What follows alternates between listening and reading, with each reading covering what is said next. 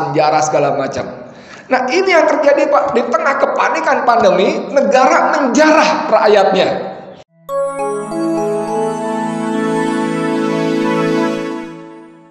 Itu yang langsung berasa untuk kita, rakyat kecil. Yang nggak terlalu terasa karena kita nggak ngeh gitu ya. Bukan nggak ada, tapi nggak ngeh. Ketika pandemi ini terjadi, pemerintah mengesahkan Perpu, peraturan pemerintah pengganti undang-undang yang kita gampang sebut Corona, Perpu nomor 2 tahun 2020. Jadi dalam Perpu itu pemerintah mengalokasikan dana 405 triliun rupiah untuk menghadapi pandemi Corona ini dan memulihkan perekonomian.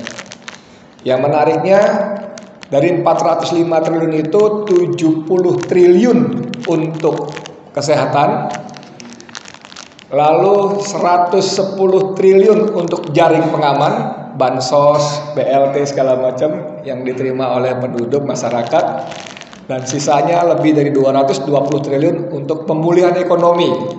Bentuknya apa? Keringanan pajak. Bentuknya apalagi relaksasi pajak, bahkan restitusi pajak. Jadi pemerintah bayar pajak kepada pengusaha. Nah, menarik Bapak, karena 70 triliun dan 110 triliun itu juga nggak jelas siapa yang terima. Bayangin 70 triliun untuk alat kesehatan, siapa yang dapat bisnis kita nggak tahu. Siapa temannya siapa. Kalau itu saya jadi penguasanya, ada Pak Fulan, kasih gue aja, gue yang pasok masker. Mampu berapa lo? 100 juta masker, 1 miliar masker deh. Harga berapa? 8.000 deh. Saya bayar. Nggak ada lelang, nggak ada apa. Penunjukan aja. Bayangin, itu APD-nya gue yang pasok deh. Baju astronot itu berapa harganya? 300.000. Berapa sanggup? 100 juta atau 10 juta baju. Seperti itulah, nggak jelas siapa yang nerima. Belum lagi kemarin kan waktu di Makassar terungkap juga ada keluarga yang dikasih duit oleh rumah sakit. Bayangin, masuk akal nggak kita masuk rumah sakit, keluarga meninggal, harus kita bayar, malah dikasih duit. Ternyata terbongkar bahwa setiap korban yang dianggap COVID, ada pemerintah membayar sekian puluh juta atau sekian ratus juta untuk biaya pengobatannya itu.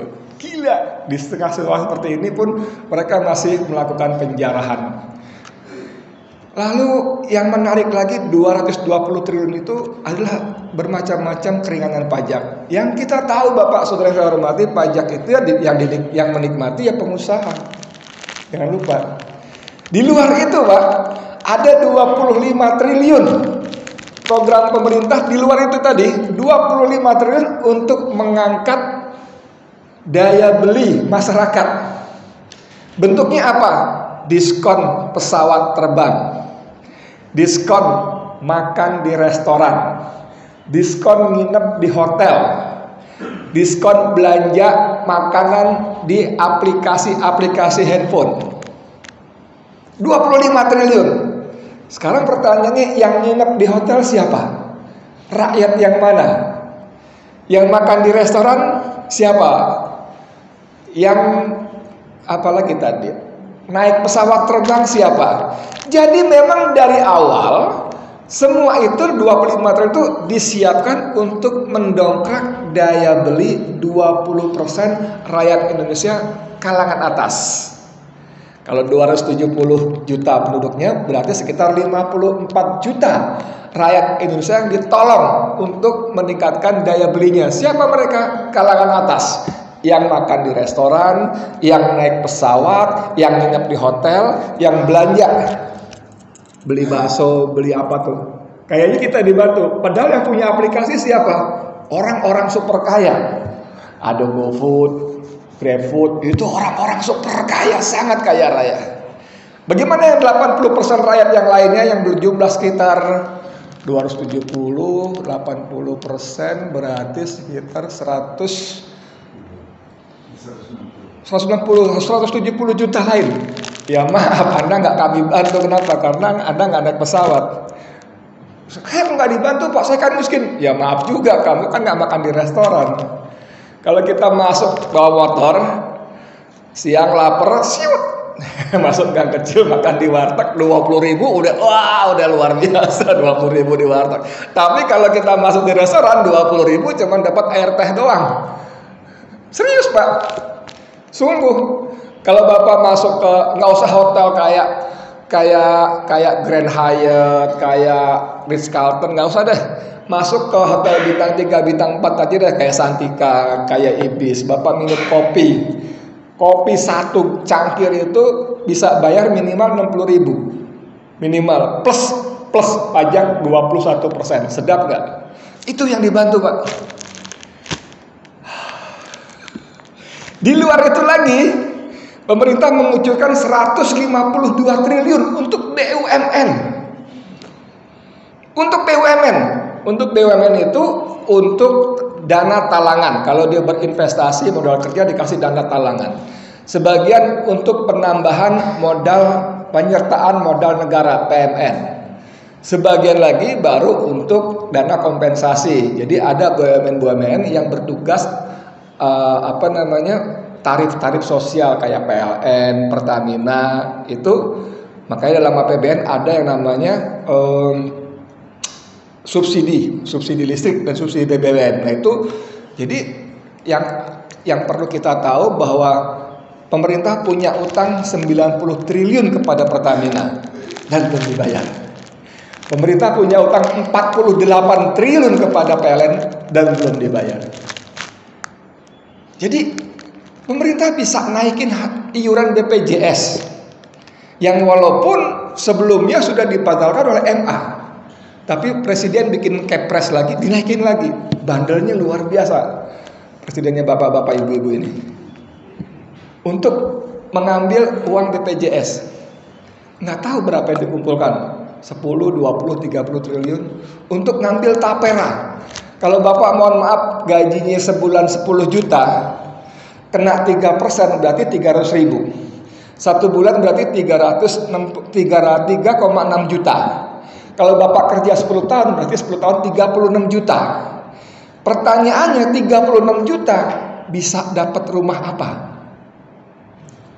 Ada yang bisa jawab? Nggak usah 10 tahun kemudian, sekarang aja nih, hari ini nih, tanggal 21 Juni 2020, 36 juta itu dapat apa? Rumah maksud saya. Ada nggak rumah 36 juta? Nggak ada bos.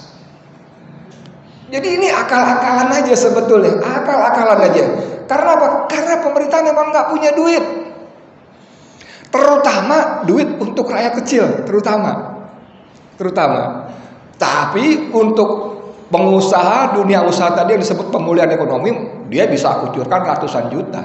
152 triliun untuk BUMN, 220 triliun untuk, luar biasa. Nah, itu masalah-masalah ekonomi. Tapi yang sekarang kita mau bicara adalah bagaimana sesuatu yang sebetulnya, mohon maaf kalau saya katakan ini hadiah dari Allah.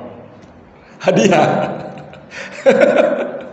Jadi Bapak tahu kalau kita tinggal di, nggak usah, nauzubillah deh, jangan ya.